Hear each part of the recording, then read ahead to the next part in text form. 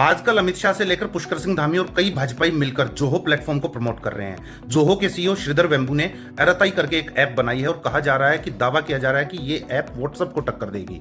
और जब इनसे सवाल पूछा गया कि व्हाट्सएप तो एंड टू एंड इंक्रिप्शन दे रहा है, प्रिवेसी को लेकर सवाल पूछे गए, तो भाई साहब ने कहा कि सार our entire SS system is based on trust, यानी ट्रस्ट मी ब्रो इंक्रिप्शन, कि विश्वास करो, एक बार अपना डेटा दे तो दो, विश्वास करो, सिर्फ हम देखेंगे, किसी को नहीं देंगे।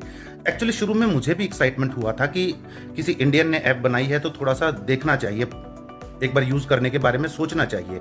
लेकिन जब थोड़ा सा मैंने गूगल पर रिसर्च की तो पता लगा भाई साहब एक सर्टिफाइड संघी हैं। 2025 में ये कह रहे थे कि संविधान से समाजवाद शब्द हटा देना चाहिए, एग्जैक्टली जो मोहन भागवत जी ने कहा था। यानी कि ये समाजवाद को संविधान से हटाने के समर्थक हैं। तुम्हारे बाप का राज है क्या, संविधान से समाजवाद शब्द हटा दोगे? और भाई साहब की एक और बड़ी अचीवमेंट है कि जो भी कर्मचारी इनकी कंपनी में काम करता है, अगर वो संघी नहीं है तो ये लात मारकर उसे बाहर निकाल देंगे। कि इनकी कंपनी में कई ऐसे झगड़े हुए हैं कि किसी व्यक्ति की विचारधारा आरएसएस से नहीं मिलती तो ये उसको कंपनी से बाहर कर देते हैं। यानी संघी होना एकमात्र क्वालिफिकेशन है इनकी कंपनी में काम करने के लिए। भाई साहब का एक गजब का मोडस ऑपरेंडी है कि ये सुबह सुबह लुंगी पहनकर खेत खलिहानों में फोटो उतारते हैं और फिर उस कहानी को बेचने की कोशिश करते हैं कि खेत खलिहानों से मतलब कि निकला हुआ एक किसान और एक बेचारा गरीब आदमी आज व्हाट्सएप को टक्कर देने वाली ऐप बना रहा है।